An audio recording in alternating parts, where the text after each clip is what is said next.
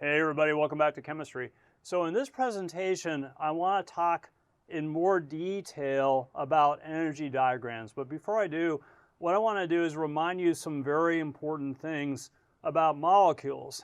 So the thing I really want to remind you of is that molecules, depending on the atoms that are there and how they're bonded together, have different amounts of potential energy. So there are molecules with a lot of potential energy, but then there are molecules with very little potential energy. So let me just list a few of these different kinds of molecules. So some molecules that are considered to have a lot of potential energy, so let me write here, lot of potential energy, maybe molecules like glucose. And so the formula for glucose is 6 carbons, 12 hydrogens, and 6 oxygens. And so that's a molecule with a lot of energy.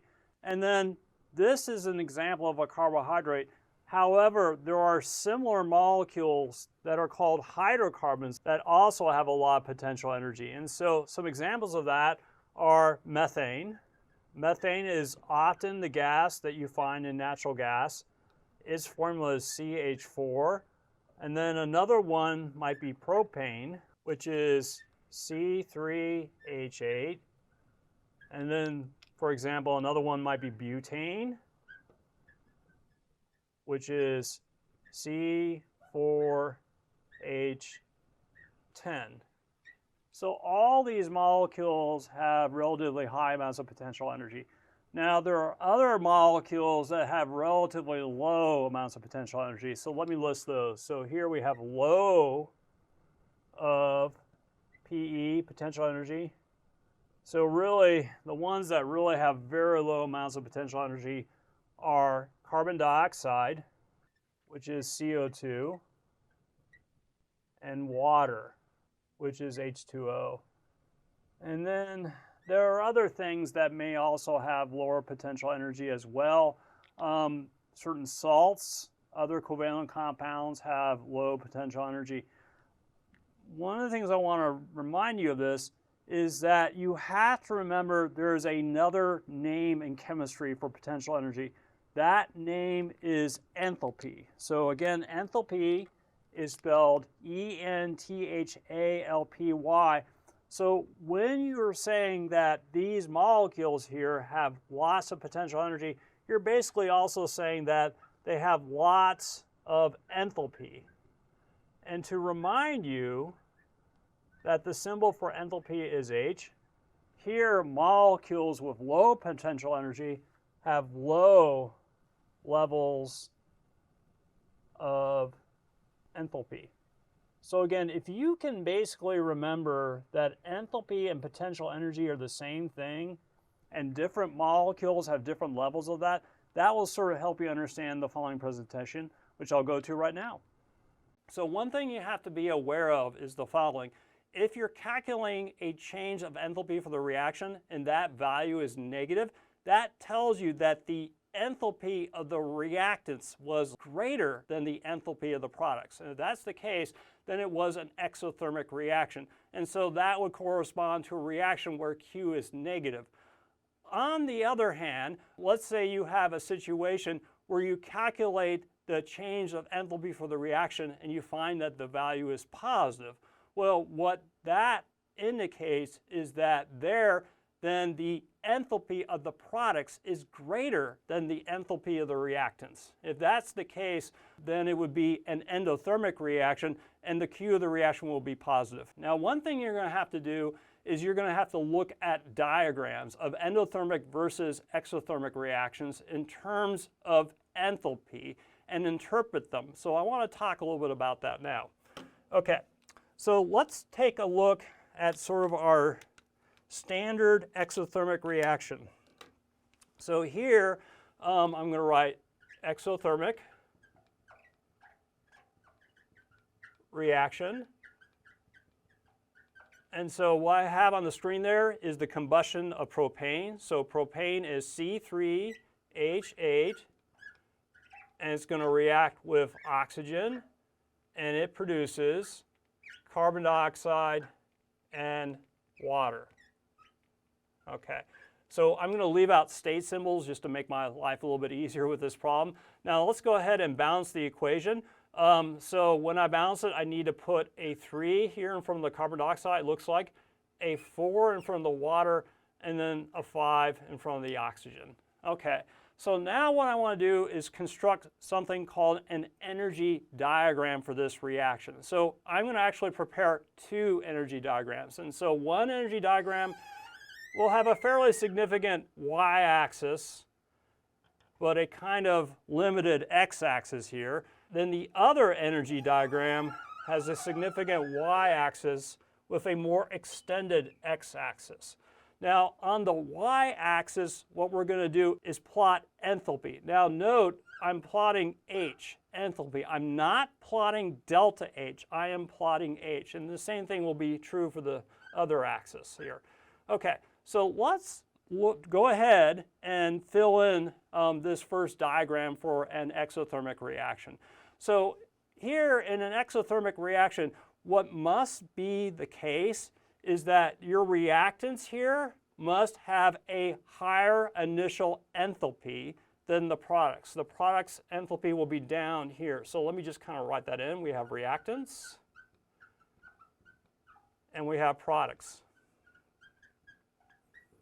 So this will be true for an exothermic reaction. And so let me just indicate what the reactants are. So we have C3H8, which is propane and oxygen. And then we have carbon dioxide and water as products. Okay, so let's say we wanted to indicate what the change of enthalpy is in this diagram, okay? So we're going from reactants to products, and you can see that the enthalpy is falling. So we're going from here, reactants, to here, the products. So the change of enthalpy is this difference here between the H of the reactants and the H of the products.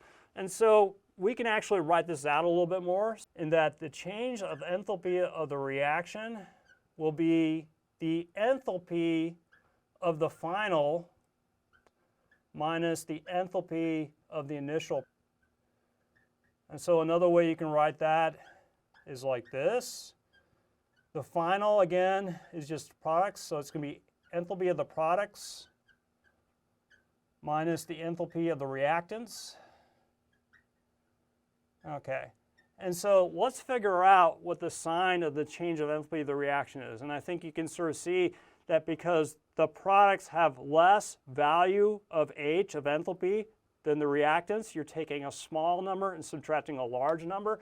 And so the change of enthalpy for the reaction should be negative.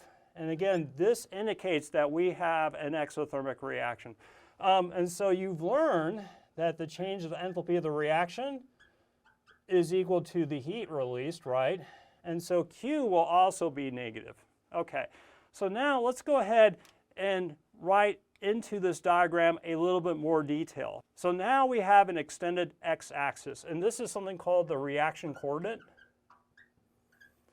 So the reaction coordinate is a time axis. And so let's go ahead and sort of imagine how this reaction is occurring. So here in my left fist here we have a propane molecule, and then in my right fist what we have is a oxygen molecule. And so what we're going to do is follow the level of energy as these molecules approach each other, react, and produce products. And so propane and oxygen have relatively high amounts of energy. And so as they get closer and closer, they still have relatively high amounts of energy. But then what will have to happen is when they strike each other, you have to break the bonds within the propane and within the oxygen molecule to release the atoms so that they can rearrange and form the products, carbon dioxide and water. Well, the energy you need to break those bonds is a little bit more than the energy that is within those molecules. That energy that is needed to break those bonds initially has to come from the outside, say from a burner, for example. And so that extra energy that is needed to break those bonds to release the atoms so that they can rearrange is called the activation energy. But then when you form the molecules, carbon dioxide, water, they will have far less energy than the reactants. So how can we sort of write this into here into this diagram. And so here again we'll have the reactants here. So we have reactants, and we have propane and oxygen. And then here we have products. And we have carbon dioxide and water. Okay, so here we start out with reactants, and they have relatively high energy, and I'm just following the energy of the molecules over time. And then as I kind of mentioned, they need a little bit more energy to break the bonds. But then once you get over that hump where you have the molecules as atoms and form products, the energy of the products is lower, and so it goes down here. And so this is a nice detailed representation of an exothermic reaction. Now, from this diagram, you can figure out what the change of enthalpy is, and so let me show you how to do that. And so what is the change of enthalpy? The change of enthalpy, again, is just the difference of enthalpy of the reactants from the products. So if we go over here, here is the approximate enthalpy of the reactants, and so here is the approximate enthalpy of the products. And so the change of enthalpy of the reactants versus the products here is delta H. Okay, now what is this bump of energy here? Again, this bump of energy here is called the activation energy. And so the activation energy is the difference between the energy of the reactants and the energy you need at the top of the reaction to get bonds to break. So this difference here is something called activation energy.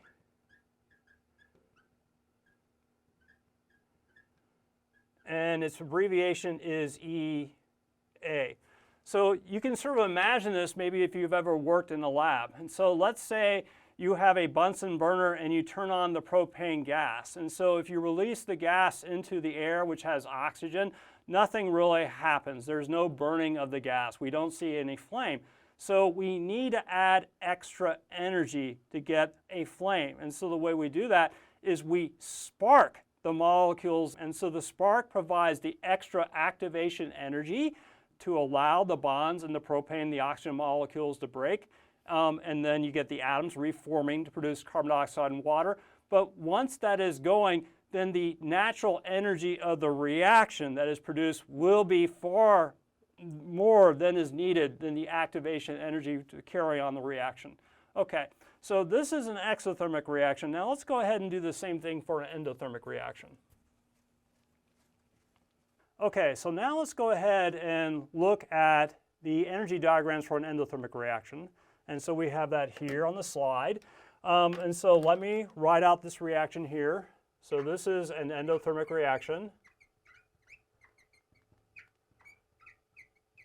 And here the reaction is taking ammonium nitrate, ionic salt, and adding it to water and having it dissociate to produce ammonium ions and nitrate ions.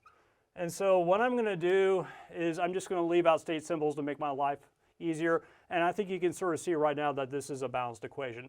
Okay, so first off, why is this an endothermic reaction? Well, we know it's an endothermic reaction because when we add the ammonium nitrate to the water cools down.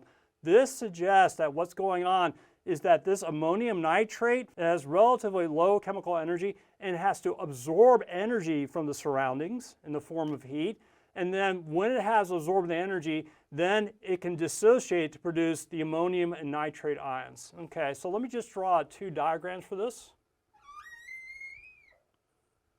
Diagram like this, and then this more extended one. So on the y-axis, we have enthalpy again. Okay, again, here, the ammonium nitrate reactants have relatively low energy, and that must be the case because they have to absorb heat from the surroundings, the water, to separate into ions. Okay, so here is the enthalpy of the reactants. So I'm going to write reactants here. And so let me write out the reactants. It's NH4NO3 is the ammonium nitrate salt. And then here is the enthalpy of the products, which are the ions, NH4 plus NO3 minus. Okay.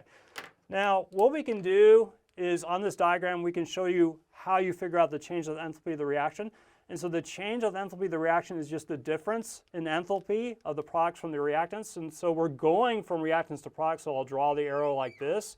So here the change of the enthalpy of the reaction is, again, this difference in energy between the reactants and products. So the change of enthalpy of the reaction is going to be equal to the enthalpy of the final minus the enthalpy of the initial. So it's going to be change in the enthalpy of the reaction is just going to be the enthalpy of the products minus the enthalpy of the reactants. Okay, now let's figure out what the sign of the change of the enthalpy of this endothermic reaction is. Well, I think you can sort of see here is that we will have more energy in the products than we do in the reactants. And so if that's the case, then the enthalpy of the products will be a larger value than the enthalpy of the reactants. And so I think you can see the change the enthalpy of reaction of an endothermic reaction will be positive. Now, you also remember that the change of enthalpy of the reaction is going to be equal to Q. And so if the change of enthalpy of the reaction has a positive sign, then Q has a positive sign, which we already learned is true for an endothermic reaction.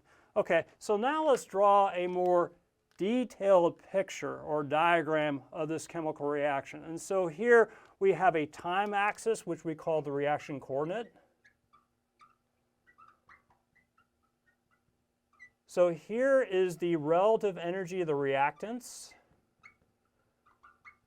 which is ammonium nitrate. And here is the relative energy of the products,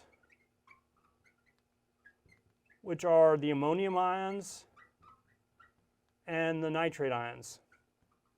Okay, so what happens is this, is that, again, the ammonium nitrate salt has relatively low energy, and it's got to absorb heat from the water such that the bonds between the ammonium nitrate ions can break to release these ions which have relatively high energy. So it looks something like this. And so here we start out, and then heat is going into the ammonium nitrate salt, and then when the heat is enough, it can break the ionic bonds between the nitrate and the ammonium ions. And so that part there is sort of the highest energy. But then what happens is when the ammonium and nitrate ions are released, what will happen is nearby water molecules will form weak bonds with it. And whenever you form bonds, that tends to release energy from the molecules or ions. And so the energy of the ions will be a little bit lower after they have formed bonds with water. So this is sort of a nice diagram of an endothermic reaction. So on this diagram, let's see how we show the change of enthalpy of the reactant. So we're going from here reactants to products. So we have a delta H of the reaction. So if you wanted to, what you could do is add into this diagram an indication where the activation energy is measured. And so the activation energy is just the energy needed to take reactants and get them through this hump to become products. And so the activation energy is from here all the way to the top of the hump of the energy diagram here. So this is the activation energy. Thank you for listening, and we'll see you next time.